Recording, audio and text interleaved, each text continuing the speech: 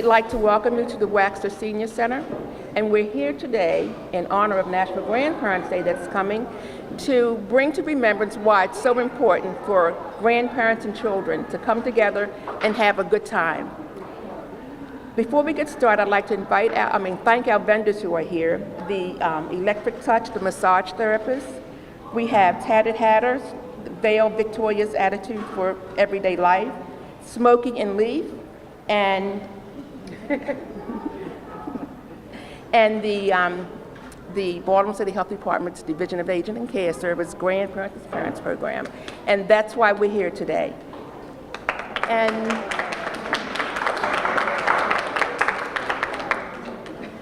the Grandparents Parents Program is a program that's sponsored through the National Caregivers Act to provide services for grandparents who are raising grandchildren. And in Baltimore City, we have over 8,000 grandchildren who are being raised by their grandparents. And much of that is contributed to the opioid increase. And this is our second Grandparents and Grandchildren's Family Fun Day, which leads up to our conference that will be held at Morgan State University on September the 14th. And we're just so very pleased that you're here to join us, and we appreciate you being here. I'd like to now introduce you to Hien Tang, who is our Deputy Director of our division. Ms. Hien.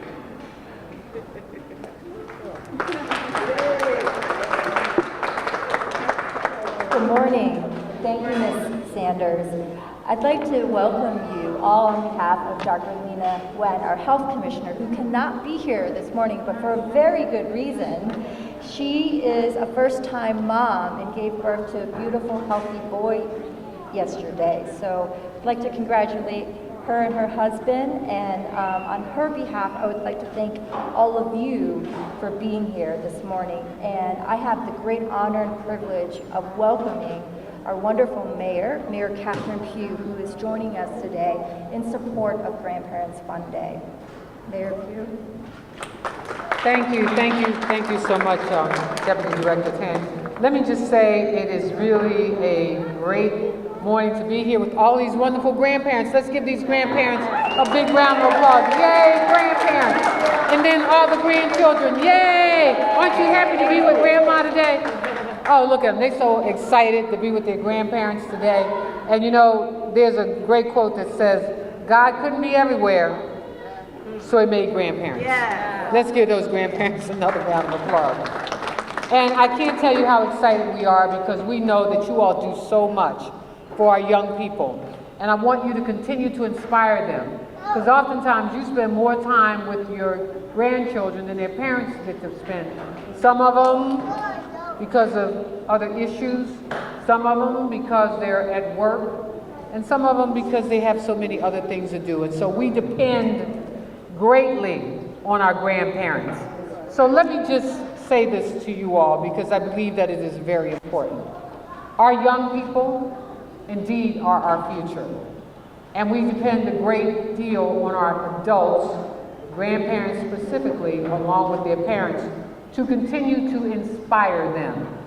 Let them know that they can be all that they can be, because nobody knows that better than a grandparent. And I want to share something with you because I know that there are many grandparents here who have struggled to lift up their own children, struggled to push them towards greatness. But what I want you to know is that the reason that I made Baltimore City Community College free beginning 2018 high school graduation, is because so many of us, and I said this to someone who said, urban youth, we need to be pushing them towards going to work and to non-certificate programs so that they can get jobs. Now, we want our young people to work, and there are programs like ACE that really do help young people get to work.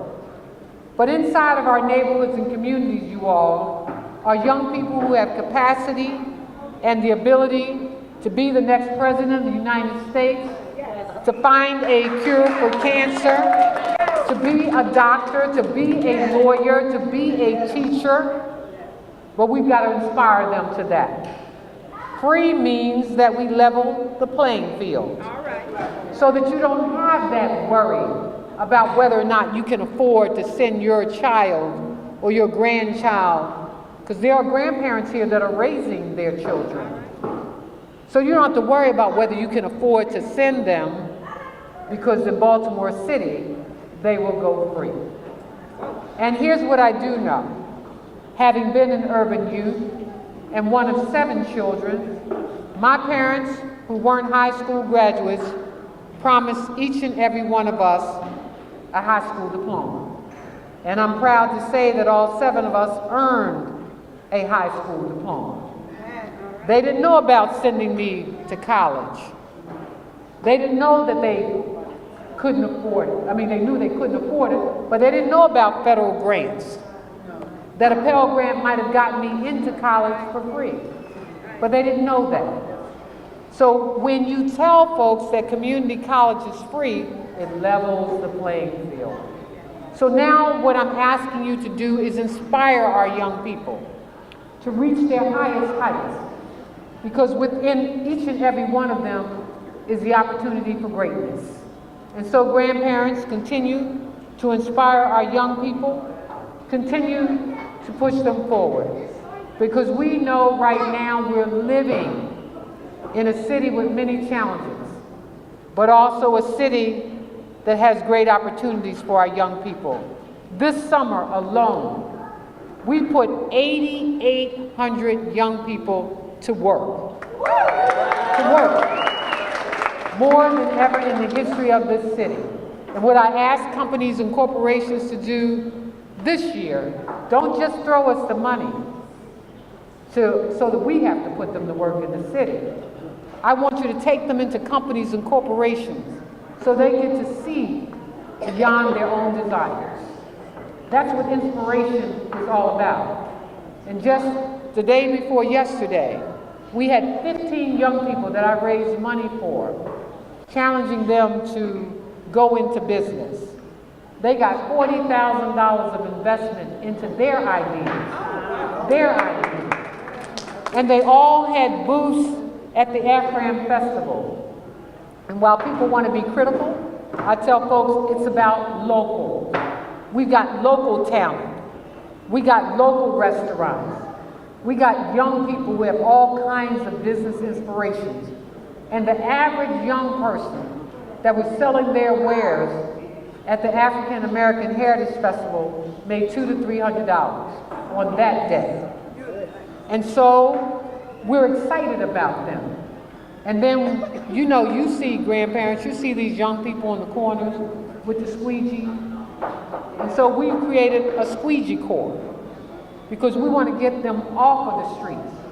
And they're doing pop-up car washes, but we're educating them and we're finding out what their needs are. You, grandparents, put your hands on these children every day. And we need everybody in our city to put their hands on their children, not just at 11 p.m., but every single day. And so we're putting measurements in, working with the school system, because we don't need them slipping between the cracks. We need to make sure that they get up, get out, get educated, be inspired. I am inspired by you as grandparents who take on this responsibility to wrap your arms around our children and to push them forward. 2 fastest growing populations in our city, 18 to 34, 55 years of age and older. So we're also working very, very closely with the federal government. There is a CCL program, making sure that we also hire seniors. Just because you turn 55 doesn't mean that you can't contribute and give. Just because you turn 55 or 65 doesn't mean that you don't have something to instill. You're changing lives, and we want to make sure you continue and are able to do so. So let me just say thank you, God bless you, and we are really proud of you. And you all, let's give another big round of applause for Dr. Nguyen. As her deputy said, she is now in the new family of motherhood, She gave birth to a baby boy. His name is Elias Wynn Walker. So we think she has great reason not to be with us right now, but I know she's with you all in spirit. Let me also thank the members of the Commission on Aging for all of the work that you continue to do, and the hard-working staff of the Waxter Center. Let's give the Waxter Center a big round of applause. Arnetta Sanders, Director of the Grandparents as Parents Program, thank you too for all the work that you do. We know, yeah, there's big yay. She said yay, just say yay and give some big round of applause. You all, we don't give applause enough. You know, we want to salute people while they're in front of us and recognize them for all that they do. We've got some wonderful, wonderful, talented folks here, and I just love the way that you continue to advocate on behalf of our children. Thank you. Thank you from me to you. Again, there's a lot to do in Baltimore. There's a lot more that we can do. But I was so excited this morning. I greeted the principals and leaders of our schools. And yesterday we cut the ribbon on our promise, $1 billion to build new schools in our city. And yesterday we cut the ribbon on the first new school in Baltimore City under that $1 billion program. 23 new schools we're building in Baltimore City. So I say to you all, we can change the narrative about Baltimore City. We can change it, but it's how we continue to work together. I can tell you that every day I still pinch myself that I get to do this work. And I thank God every day for each and every last one of you. Continue to do the work. Bless you all, and thank you. And now I'd like to introduce our Senator, Barbara Robinson. Barbara.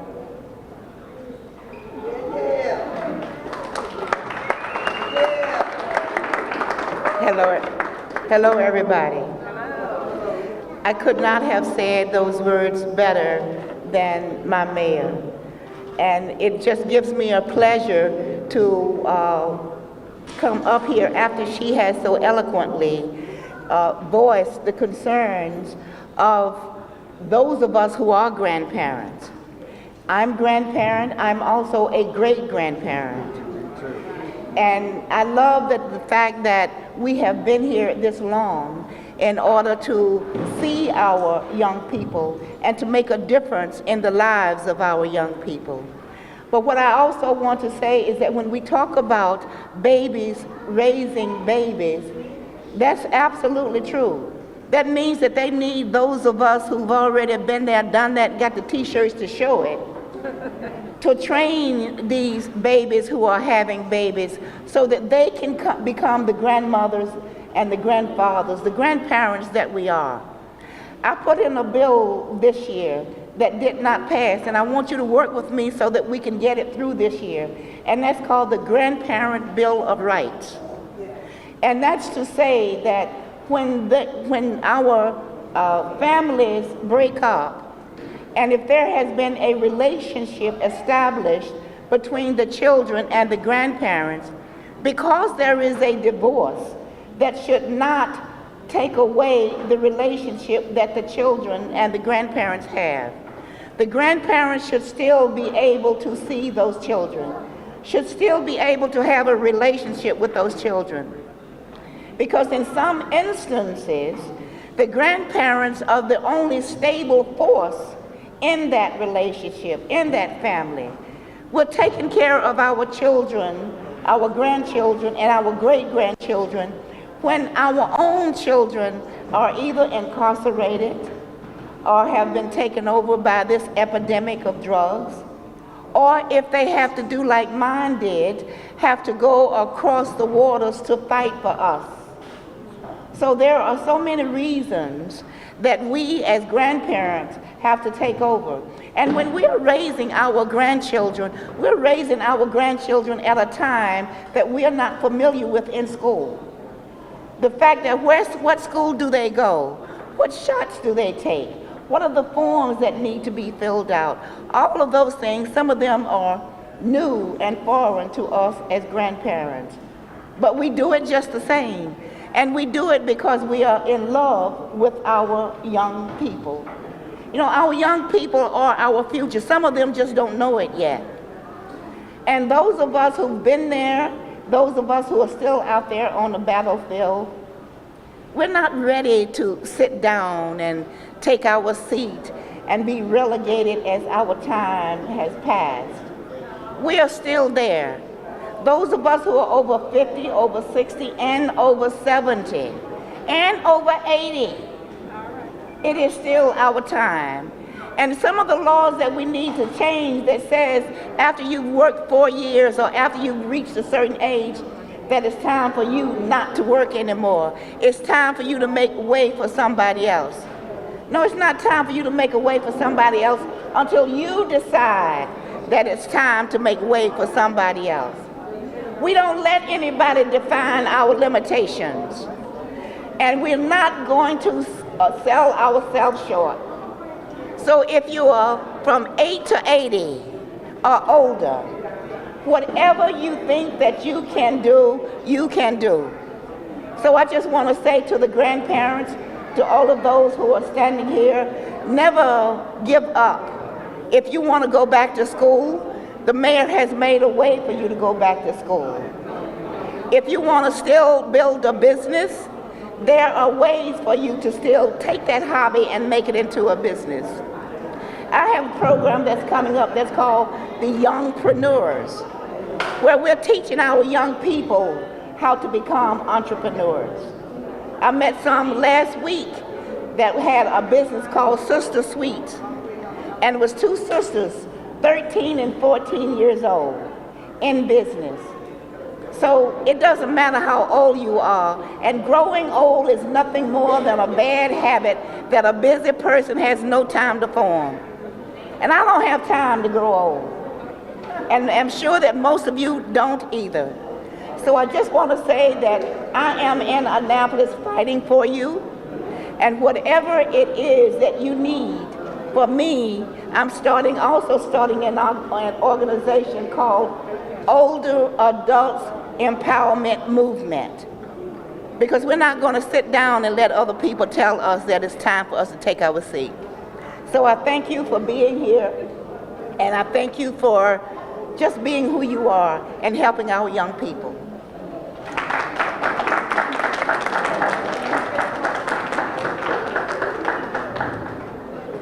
Thank you, Senator Robinson, and thank you, Mayor Pugh, for your strong commitment to healthy families and communities. I know that our mayor needs to leave, but I'd like to bring quick acknowledgments on behalf of Dr. Lena Wen, who cannot be here. I'd like to acknowledge our incredible team at Aging and Care Services: Natasha Ramberg, Jose Jimenez, Ms. Annette Sanders, Erica Devines, our vendors, our partners, members on the Commission on Aging. Thank you so much for being here. Senator Robinson, your leadership and advocacy. I'd also like to thank our grandparents who are here. Today is about you. Grandparents are special people. We at the Health Department know that. I know that on a personal level. I was raised by my grandfather. My parents and my family and I came here as refugees in the 80s, and my grandparents had to take over and take care of me when I was young. So I know what it takes to be raised and what it takes to be a caregiver. Caregiving is very hard work, and it's very important to also take care of yourself. So this is what today is about, is to staying healthy. Being healthy in your mind, your body, and your spirits. And to be able to do so, you need to walk, you need to eat well, and you need to sleep well. Your mind and body are not separate.